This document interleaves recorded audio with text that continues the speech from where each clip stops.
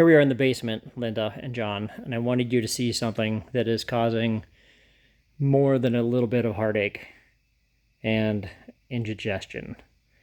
So we're in the basement walking from where the laundry room is now towards the front of the house.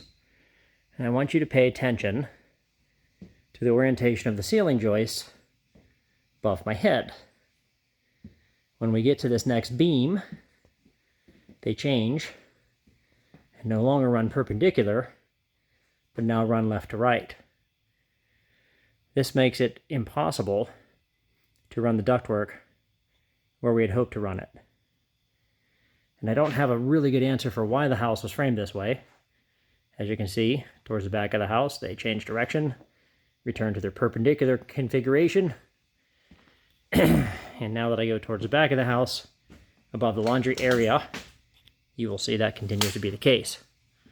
I also wanted to show you at the top of the beam is blocking between each and every floor joist. This will also make it impossible to run ducts. Not impossible, but very difficult. And I'm not entirely sure if that blocking serves any purpose. But you can see here, it's not blocking, it's actually a beam that sits on top of a beam. And right here, these hand-driven nails attach these joists, instead of just letting them rest on top of the beam, to that blocking, which is serving as a de facto beam. So we see all this, or make this discovery after all the drywall comes down. And I just spent the last 2 hours here working with the HVAC guys. Our new proposal now is to put the equipment in the attic. Benefits to that are quite a few. Chief among them, it opens up dramatically the ceiling of your basement, because now you can envision this without any ductwork running through it. It's going to give you a lot more ceiling height down here.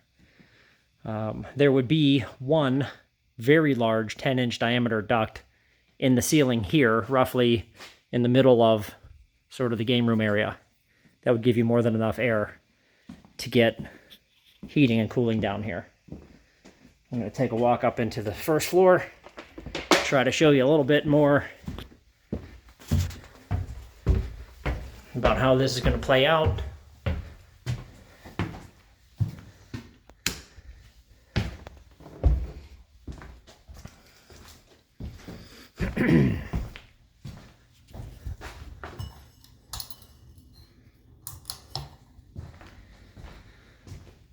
So here in the hallway, don't know if you can see this, yeah. This opening's about 55 inches right now. It's gonna go down to 48 inches from the right side to the left. Where this piece of wood is on the floor basically denotes where we're gonna build that in. In the ensuing chase, they would run ductwork from the floor here up to the ceiling, through the ceiling and into the attic. The furnace would live in the ceiling above this bedroom, and so it would be about halfway between the ceiling fan and the wall, and all the ductwork would spread out from there. There is enough space to do it in the attic. The problem is the attic is woefully under insulated. I do not have a flashlight, nor is it illuminated, so this doesn't help you very much. This is the underside of the roof deck. Wish I had a better, this will give you a better look. So this is the area above the kitchen, and you have less than 10 inches of insulation. Ideally, to do a attic mounted furnace, you'd want to insulate the rafters and not so much worry about the ceiling joists, because you'd want the attic to become conditioned space. So by insulating the ceiling rafters, you gain a thermal envelope around the entire house that doesn't currently exist. And I think you remember on my first visit, I noticed those heat cables around the perimeter of the roof, and those are used kind of as a stopgap measure to mitigate really what becomes the ice dams that result from an under-insulated house, and now that I see up in the attic what's going on, I can appreciate why they had to do that.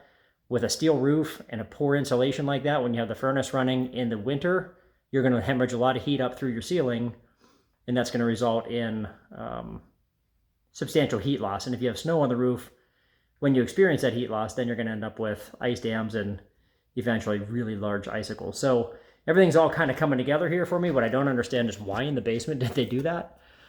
Well, doesn't really change anything. That's kind of what we're dealing with here. So I'm going to get pricing for you guys on what it's going to cost to move the equipment upstairs. The hard cost on the HVAC piece of it's going to be about $4,000 more. And that's a big number and a pill to swallow, I'm sure. You're not thrilled about that news. But again, the installation, I have no idea what that could end up costing. So before we do anything, obviously, I'm going to get you firm pricing that you can take a look at and get back to me on. But it really could be another $6,000 or $7,000 to insulate that attic.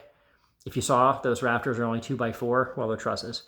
But the top quarter of the truss, which really is part of the roof rafter, is only a 2x4. So you've only got 3.5 inches. The most effective way of insulating that is closed cell spray foam, and that's going to be the most expensive form of insulation out there. So with that said, we could be looking at $10,000 to $12,000 extra here to do this. So I don't take that lightly. We were here for 2 hours exploring every nook and cranny of the house, trying to figure out how do we mitigate that expense? How do we not do that? One thing we did kick around was don't finish the basement, put the furnace in the middle of the basement, let the ductwork hang down kind of like it currently does. And I know that's been a big driver for John. You said you definitely don't want to see that again once your new house is kind of built. And I'm beginning to understand why they may have done that sort of octopus-looking distribution on top of the old furnace. Very likely was because they didn't have a lot of options with that basement ceiling being the way it is. We didn't see that until all the drywall came down, which effectively was today. And now we can see that area in the middle of the basement that's causing problems. So I'll wrap it up here. I'll get back to you here by the end of the week, hopefully. Today being Wednesday night. It's about 7 p.m. right now. So hopefully by end of day Friday, I can have some numbers for you. If not, it'll be probably middle of next week. Depends when I can get my spray foam contractor here to take a look at it.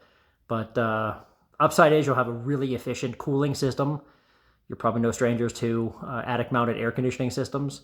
Downside is the heat distribution maybe not be as great as you'd like it to be.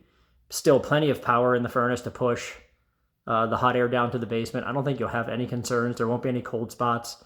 And the benefit of using that center hallway return distribution where I showed you that wood stud on the floor, that's going to really mix the air up really well on the first floor. It'll draw from the kitchen, the living room, the hallway, and even that first floor bedroom. And by default, the first floor bathroom. So it'll really churn the air around pretty well down here in the first floor, and you won't want for any cold or hot air. It's going to be a good mixture. So really just comes down to the cost of doing the insulation and the additional, there's quite a bit of labor, an awful lot of duct work. It's all flexible duct. It has to be insulated. They're working up on floor joists. It's an unpleasant condition space. They have to get the heavy equipment up there through a hole in the hallway that we have to cut.